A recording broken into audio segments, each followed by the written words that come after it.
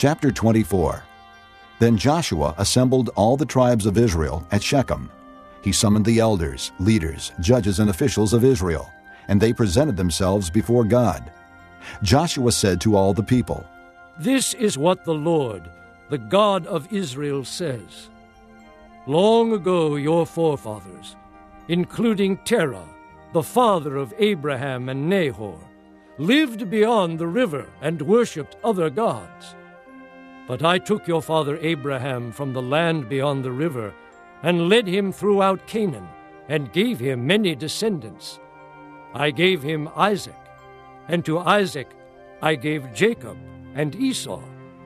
I assigned the hill country of Seir to Esau, but Jacob and his sons went down to Egypt. Then I sent Moses and Aaron, and I afflicted the Egyptians by what I did there, and I brought you out. When I brought your fathers out of Egypt, you came to the sea, and the Egyptians pursued them with chariots and horsemen as far as the Red Sea. But they cried to the Lord for help, and he put darkness between you and the Egyptians. He brought the sea over them and covered them. You saw with your own eyes what I did to the Egyptians. Then you lived in the desert for a long time. I brought you to the land of the Amorites who lived east of the Jordan. They fought against you, but I gave them into your hands. I destroyed them from before you, and you took possession of their land. When Balak, son of Zippor, the king of Moab, prepared to fight against Israel, he sent for Balaam, son of Beor, to put a curse on you. But I would not listen to Balaam, so he blessed you again and again, and I delivered you out of his hand. Then you crossed the Jordan and came to Jericho. The citizens of Jericho fought against you, as did also the Amorites, Perizzites, Canaanites, Hittites, Girgashites, Hivites, and Jebusites. But I gave them into your hands. I sent the hornet ahead of you, which drove them out before you. Also the 2 Amorite kings. You did not do it with your own sword and bow. So I gave you a land on which you did not toil, and cities you did not build. And you live in them and eat from vineyards and olive groves that you did not plant. Now fear the Lord and serve him with all faithfulness. Throw away the gods your forefathers worshipped beyond the river and in Egypt, and serve the Lord.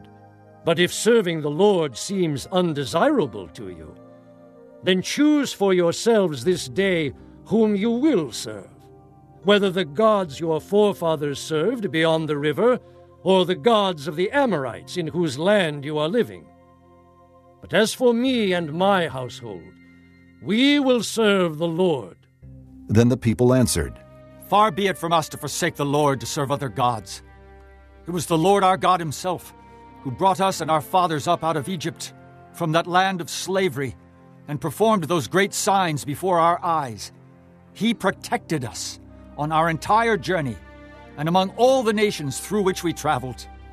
And the Lord drove out before us all the nations, including the Amorites who lived in the land. We too will serve the Lord, because he is our God."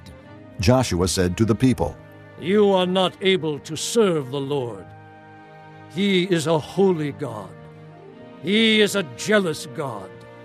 He will not forgive your rebellion and your sins.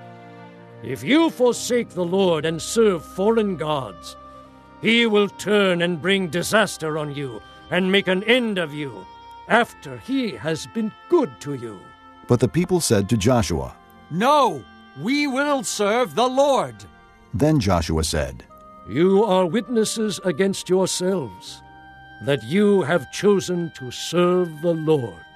"Yes, we are witnesses," they replied. "Now then," said Joshua, "throw away the foreign gods that are among you, and yield your hearts to the Lord, the God of Israel."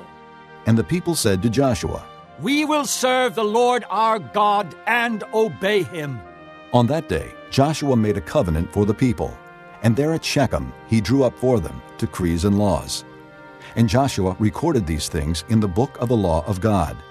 Then he took a large stone and set it up there under the oak near the holy place of the Lord. "See," He said to all the people, "this stone will be a witness against us. It has heard all the words the Lord has said to us.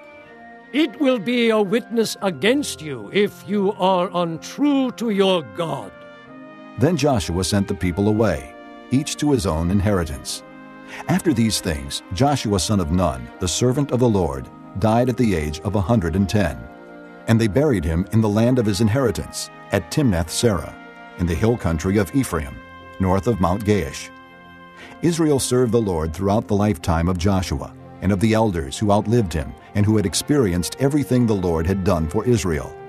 And Joseph's bones, which the Israelites had brought up from Egypt, were buried at Shechem in the tract of land that Jacob bought for 100 pieces of silver from the sons of Hamor, the father of Shechem.